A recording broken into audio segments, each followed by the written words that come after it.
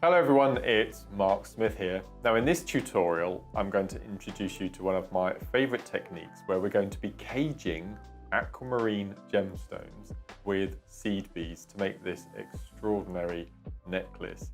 Again, if you've not had a go at seed beading before or brand new to the hobby, then I think as an introductory necklace, this is probably an ideal starting point. So without further ado, let's get going.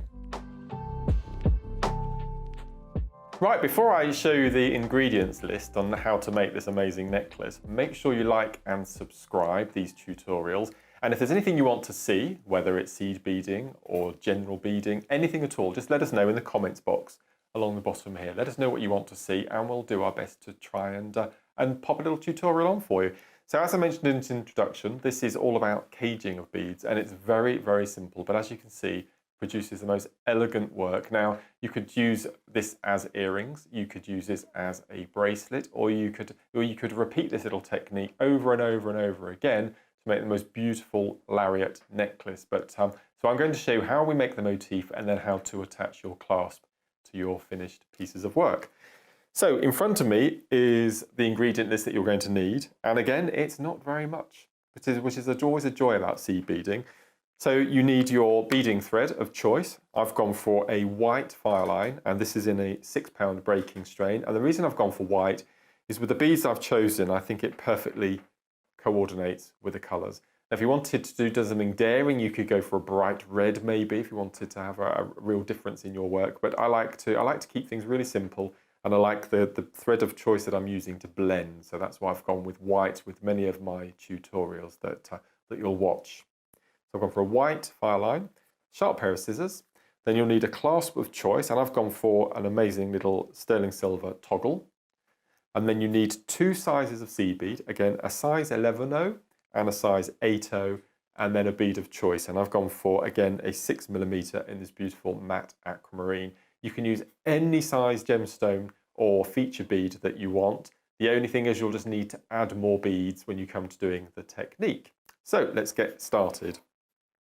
So to make a necklace, you will need quite a lot of thread. You will need a good 200 centimeters, so 2 meters of thread. So for demonstration purposes, I've cut a shorter piece, but as I mentioned, if you want to progress with the length, you can always add more thread if you want to as well. But 2 meters, you will get a decent 18-inch necklace following this technique. So I'm using a size 12 needle. Now I've gone for a size 12 because there will be multiple passes. You'll be passing through the aquamarine at least 5 times. So make sure you have a very fine needle and thread, hence the 6-pound. And also make sure that when you choose a gemstone, you have quite a large drill hole because there will be multiple passes. So the first thing we're going to do is we need to pop a stopper bead on the end of our thread to stop the beads falling off. So I'm taking one of my little 11/0s and I'm going to slide it down to the end of my thread. But you need to leave a good 20 centimeters because you need a length of thread to attach half of your clasp to. So I'm exiting through the top of the little 11/0 and I'm going to take the needle round the back and back up through just once. So that acts as a stopper bead, like so. Okay. Now because we've only used one length of thread to go through the bead, as you can see, you can still move it up and down, okay? But make sure that you leave a good 20 centimeters of thread to attach your clasp. So the next thing we're going to do is we're going to pop on 7 of our little 11/0s. Now I've gone for 7 in between the motifs, but you can choose as many as you like, or use gemstones, or do all sorts of things. It's all about experimenting with this technique. So I'm going to slide those down so it meets the stopper bead. And then I'm going to pick up an 8/0, one of the silver beads, and one of my aquamarines. And I'm going to slide those down so they meet the 11/0s at the bottom. Now we need to decide on the number of beads to form an arc around the aquamarine. And because this is a 6mm, I've come up with the following combination.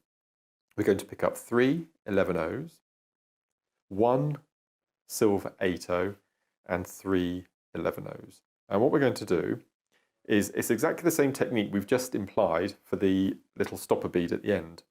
I'm going to take the aquamarine away first of all, I'm exiting through the top of the bead. I'm going to take my thread back to the bottom through the base and bring the needle up. And what you will see that the beads then will sit nice and neatly around the bead. So you've got a little halo. We're going to pick up the next combination. So 1, 2, 3, then an 8, 1, 2, 3, 11s. And then we're going to do exactly the same as we're exiting through the top of the aquamarine. We're going to take the needle through the bottom. Please make sure that you don't go through that little 8-0 we've added. So we're going up through the aquamarine and we're going to pull that nice and tight. Just make sure they sit nice and equal. Now what you don't want at this point are for any gaps to form between the aquamarine and the 8. If you do get a slight gappage, just take hold of your stopper bead and just pull nice and tight so you don't have a gap.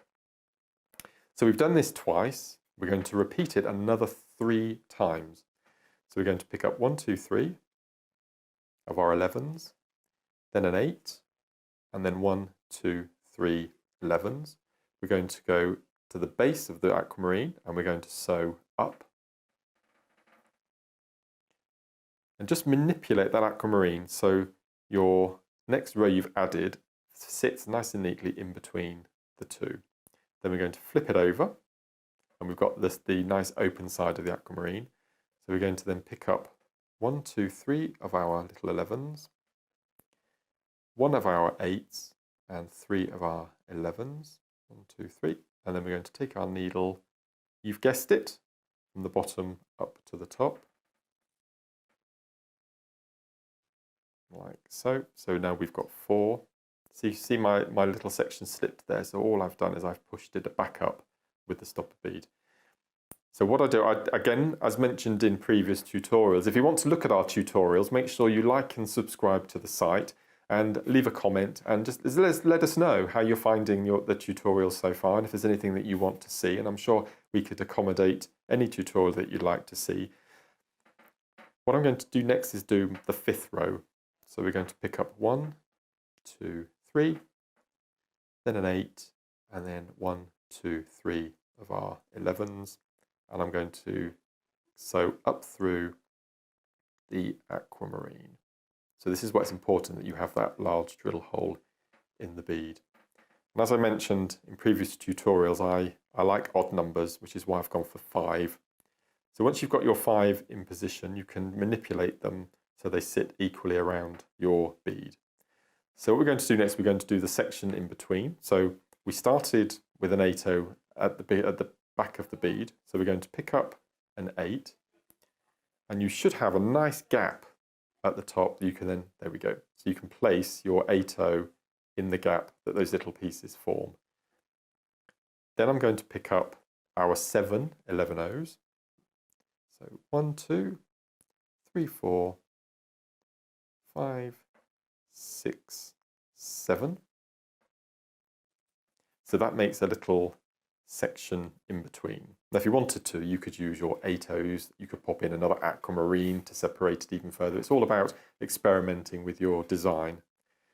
Then I'm going to pick up an 8 and our next aquamarine. Going to slide that down. And then what we're going to do then is we're going to repeat our 5 sections. So I'm going to hold the aquamarine to start. It's not important that it's in the right position at this point. We're going to pick up 1, 2, 3, then an 8, 1, 2, 3, and we're going to repeat exactly the same. So I'm going to take my needle, going to feed that down, and then I'm going to just pull nice and tight so it sits above the 8-0 we've added. Then we're going to do our next section.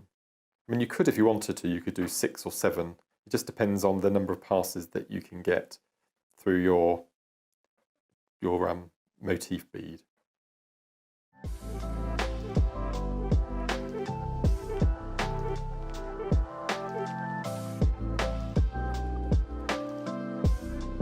So we have our second cage piece. So you can see how quickly it evolves. So what you do then, you would continue with the 7 bead gap in between, or whatever design that you'd like to incorporate in between your caged beads. As long as you start and finish with the same combination. So we popped on 7 to start, didn't we? So we're going to pick up 1, 2, 3, 4, 5, 6, 7. And then what we're going to do is we're going to cut the thread that we have left to about 20 centimetres. And we're going to take the first half of our clasp. So this is a toggle clasp. This is the O, which is the ogle, and this is the T, which is the T-bar. So that's how we get the name toggle. So I always start with the ogle first of all. So I'm going to take my thread and I'm going to pop it through the holder. Right, and I'm going to tie, first of all, a simple single knot. Once I've tied the single knot, I'm going to slide that down so it meets the beads. And then what I'm going to do is I'm going to take hold of the thread, I'm going to go behind the loop, I'm going to come up once,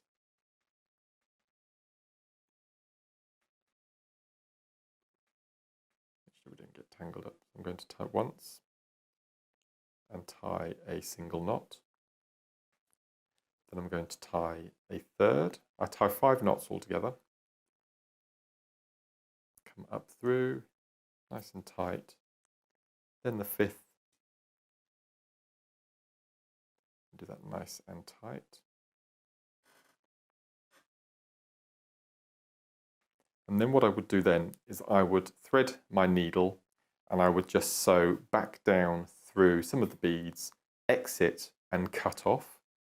And then with the first end, I'm going to slide off my stopper bead that was keeping everything from falling off right at the very beginning. And then we're going to repeat with the second with the T-bar. I'm going to go through the loop. I'm going to tie a single knot, slide it down, and then you would repeat the knotting. So that's the first knot. So we add another 4 knots to make this nice and secure.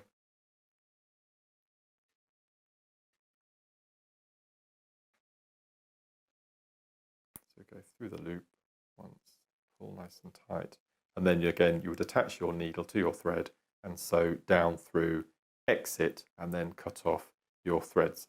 So if I just show you the back of the completed necklace, so as you can see, these are the cages that we've interspersed. These are the 7 bead gaps that I've put in between the cages. And then if I show you the back, you can see how I've attached the toggle clasp exactly as I've shown you here. So that's your caged bead aquamarine necklace. I hope you enjoyed that tutorial, and please leave some comments in the like and subscribe bar at the bottom of the screen here, and let me know what you think. And if there are any other tutorials you'd like us to incorporate on the channel using the aquamarine, just leave us a comment and let us know, and we'll try our hardest to help. So I hope you enjoyed that and look forward to seeing you very soon on the next tutorial.